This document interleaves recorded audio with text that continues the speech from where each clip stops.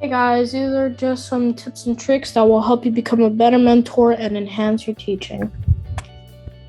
First of all, be enthusiastic and friendly. This will make your student much more willing to be engaged and ask questions. They will also not be afraid to ask you questions because imagine if you're a student and there's a teacher who is mean to everyone who asks questions, you wouldn't be very confident to go up there and ask him a question. This will make the lesson feel like seconds and it will make it fun for not only you but the student as well. And of course, you cannot insult or be condescending to the student under any circumstances because it just creates an environment where the student can't learn and it'll just be bad for everyone.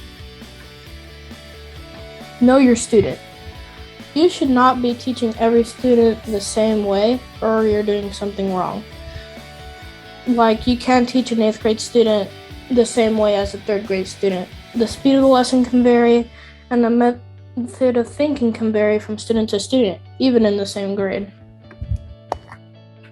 Don't say something is easy. If you say something is easy, it'll push the student away from asking questions because the material should be easy.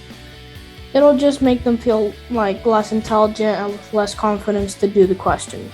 And the subject might not be easy for the student because remember, they are younger than you and this process is very new for them. This is important. Explain every single step if needed. If you do this, the student will be most likely to understand and master the subject. And also, don't do this for like every question because then they'll just be sitting there and watching you explain every step. But once they do something on their own with every step, they will use the example as a reference for further questions that might be harder. If you skip even the simpler steps, the student will not know how you got there, and they might be overwhelmed and kind of like lost in what you're doing. And of course, let the student complete the problem. If you let them do it, they'll feel proud and accomplished, and they will be motivated to do another question. If you just do all the problems for them, they'll just be sitting there, and there's a big difference between watching and doing, and they'll most likely not perform in the classroom. And this is the best way to let them grow and learn because doing stuff is always better than watching. And of course, if they have no idea about the topic, you might need to use an example yourself that you do completely, but try to make that separate from the work they need to complete. And also, maybe that your student just needs a little nudge in the right direction if they need guidance on the material. This is important, especially for Zoom. Use the whiteboard. This will keep the student engaged since both of you can edit on it and can work together on the problem. This will add that visual element that they can see what they need to do and you can see their thought process and correct it if it needs any corrections.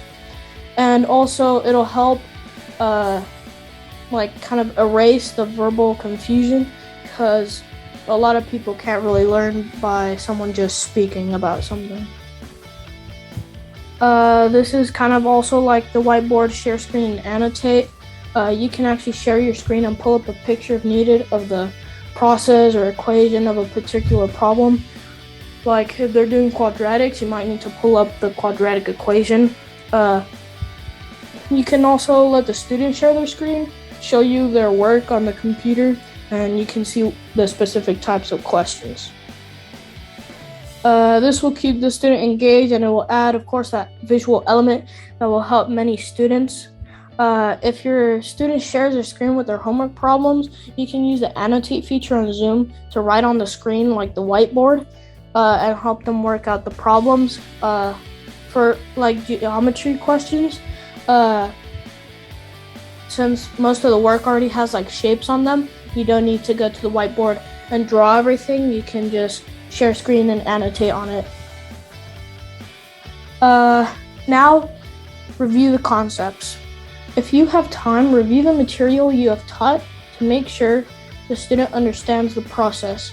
Because let's say you're a student and the teacher goes over the notes at the beginning of the class and doesn't review at the end of class and you have a test the next day, you'll be more likely to remember if you review at the end.